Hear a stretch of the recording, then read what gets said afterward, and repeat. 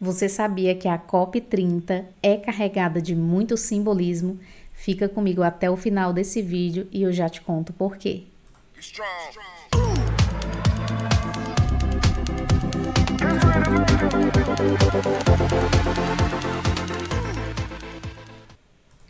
A COP30 que vai acontecer aqui no Brasil, em Belém do Pará, eu estarei lá, vou cobrir todo o evento para vocês, vou contar as principais novidades e o que mais vai estar se destacando.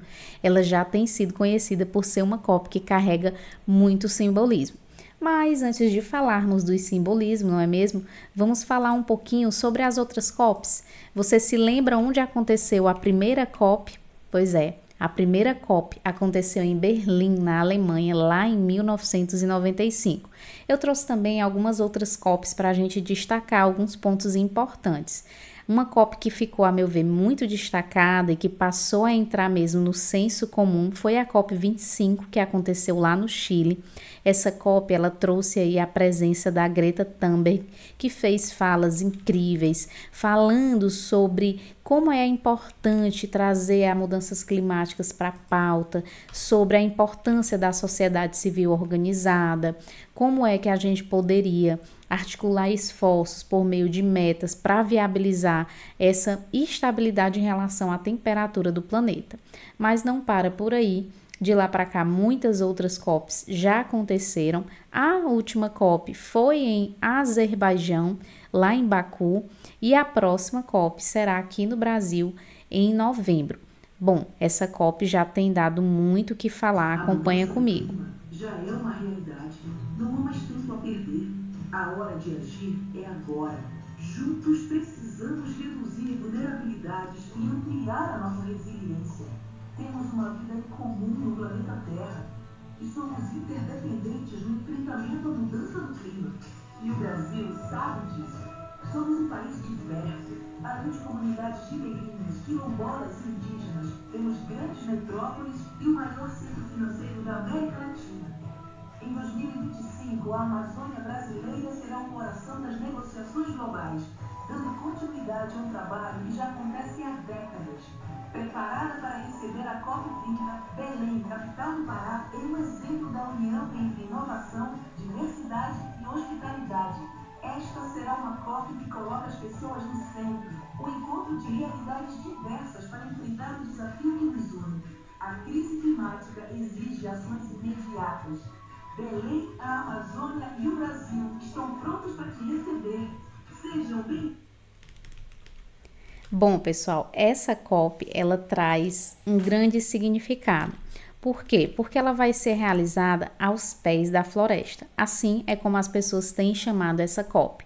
Afinal de contas, nunca antes alguma COP foi realizada no coração de uma floresta tropical. E a gente sabe que não é qualquer floresta, a gente está falando aqui da floresta amazônica. E a COP30, por que ela é simbólica? Por que ela é conhecida por carregar tanto simbolismo? Porque, além de ser uma COP em um território amazônico, a COP ela traz, como o vídeo mostrou, as pessoas para dentro da pauta da discussão. E não são quaisquer pessoas. Nós estamos falando aqui de povos indígenas, povos tradicionais, de povos que representam várias culturas, não só no Brasil, mas também fora do país. Essa COP ela traz um grande destaque que, além de falar sobre mudanças climáticas, ela tenta trazer uma identidade cultural de Belém do Pará. O mascote escolhido, inclusive, foi o Curupira. O Curupira é uma figura muito conhecida do folclore brasileiro. Ele é conhecido, inclusive, por ser o guardião das florestas. Ele simboliza a proteção. Então, a figura do Curupira tem a ver com proteção da mata, defesa da floresta. Ele representa a cultura da região amazônica, que é a região onde vai sediar a próxima COP, e ele fala também dessa conexão do homem com a natureza. Esse personagem ele foi escolhido de forma muito acertada. Inclusive, a lenda aí da origem do Curupira, ela é muito antiga, né, conhecida como uma das primeiras menções feitas pelo padre José de Anchieta, lá em 1560. Então, esse nome Curupira, ele vem do Tupi-Guarani e ele também traz muito significado. Mas, para além disso, a gente tem vários outros aspectos que trazem esse significado. Então a COP, ela vai acontecer em um território amazônico, lá em Belém. Eu não sei se vocês sabem, mas a floresta amazônica, ela é o maior bioma tropical do planeta. Então ela é muito valiosa para os ecossistemas, inclusive para o equilíbrio climático global. Eu já te digo por quê. Porque a Amazônia, ela concentra ali cerca de 10% das espécies conhecidas no mundo. Então é uma área de muita riqueza e biodiversidade.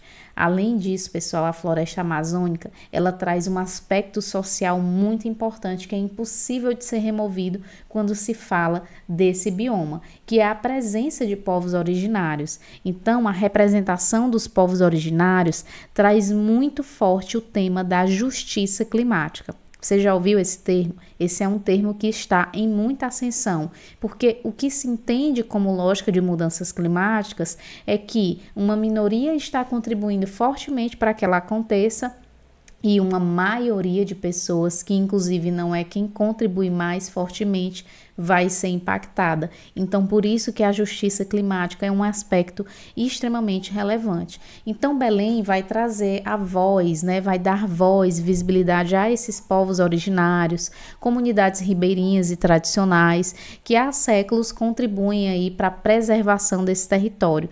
Então, a COP30 ela traz uma mudança de narrativa.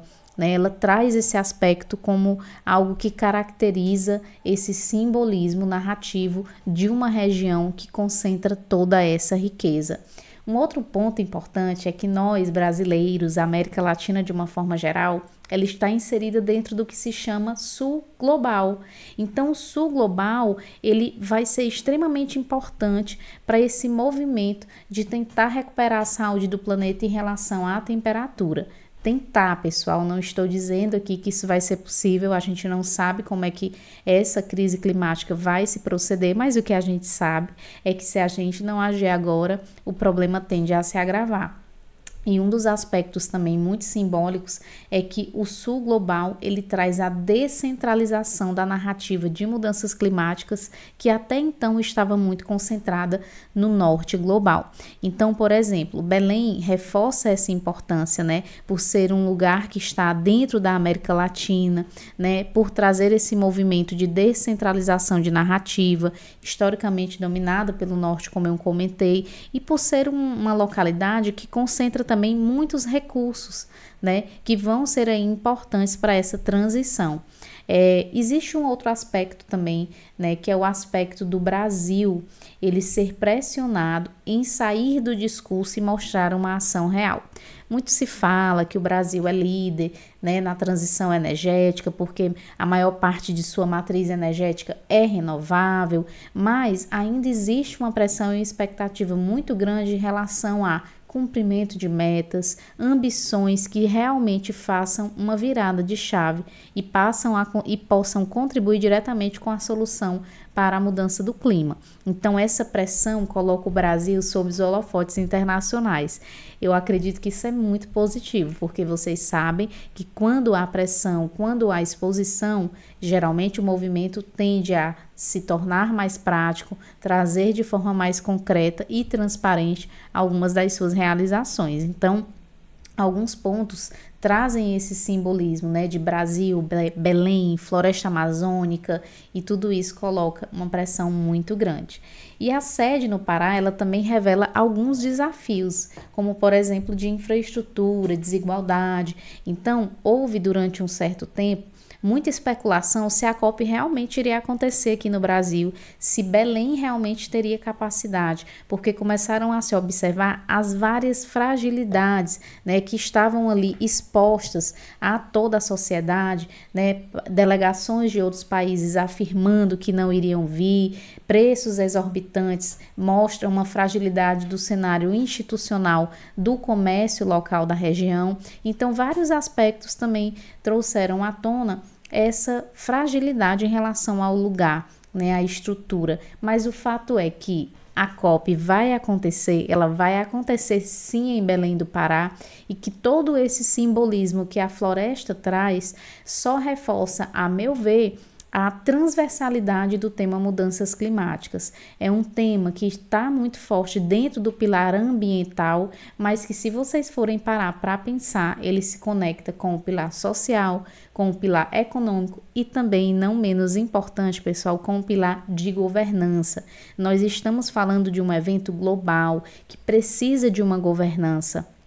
Uma certa vez eu fiquei muito surpresa com uma pergunta que eu recebi quando eu estava ministrando uma palestra.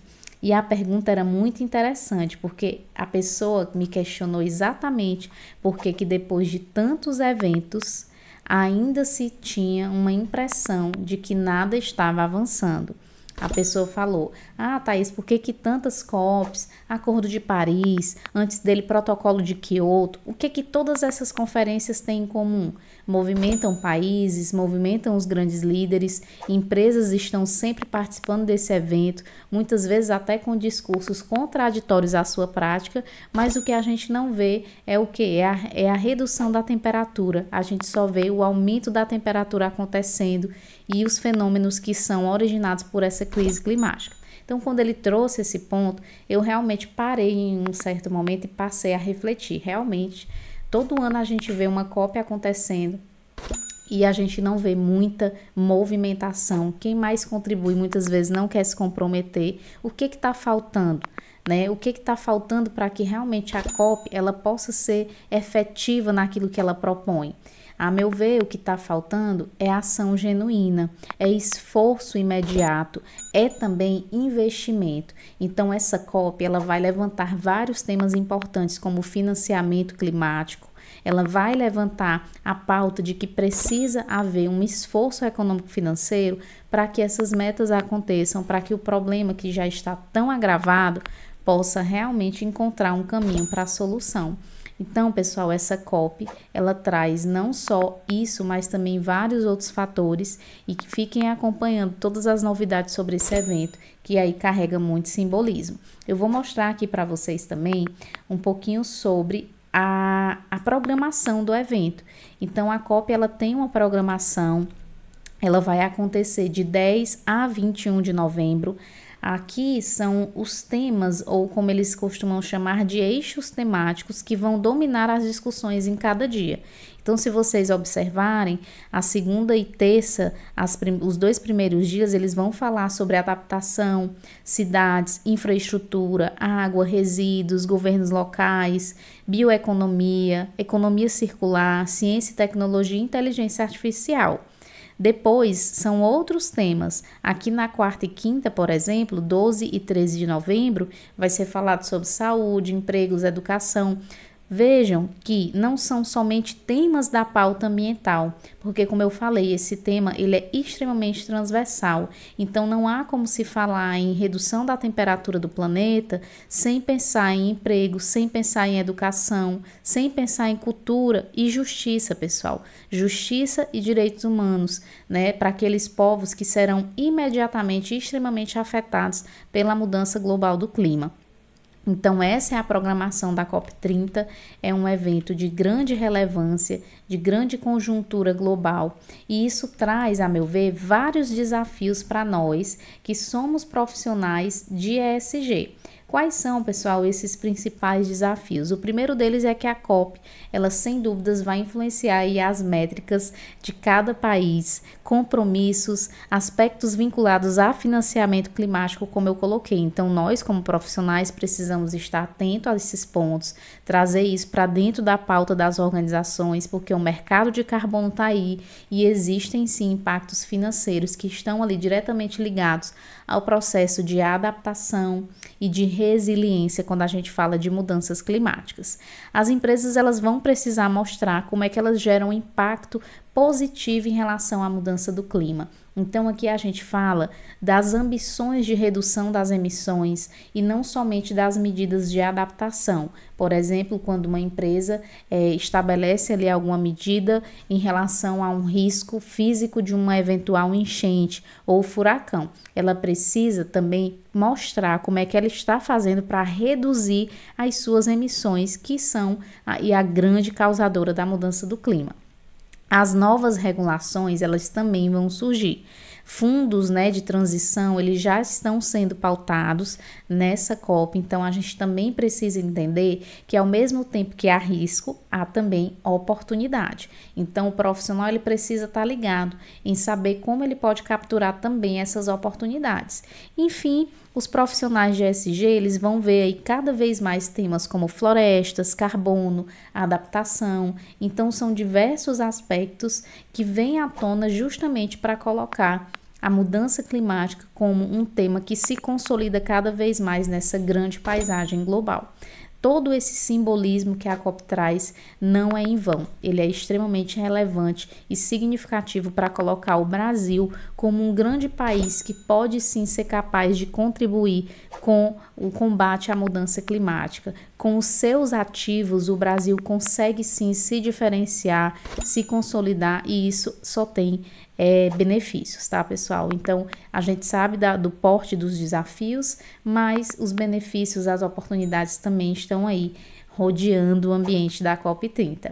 Eu queria saber, pessoal, se vocês já curtiram esse vídeo, ativaram as notificações. Se não, aproveita, já faz isso. Deixa também o teu comentário, é muito importante eu receber esse feedback de vocês, saber o que vocês estão achando, para que a gente possa sempre trazer temas cada vez mais relevantes por aqui no Simplifica. Bom, eu vou ficando por aqui, compartilhe esse vídeo com quem você acha que vai ser interessante, manda sugestões de novos vídeos e não deixa de acompanhar toda a COP30 que vai acontecer aqui no Brasil. Eu estarei lá em Belém cobrindo as principais informações sobre o evento e tentando trazer aqui de forma cada vez mais didática, simples, clara e também, por que não, pragmática. Eu sou a Thaís do Simplifica ESG. Até mais!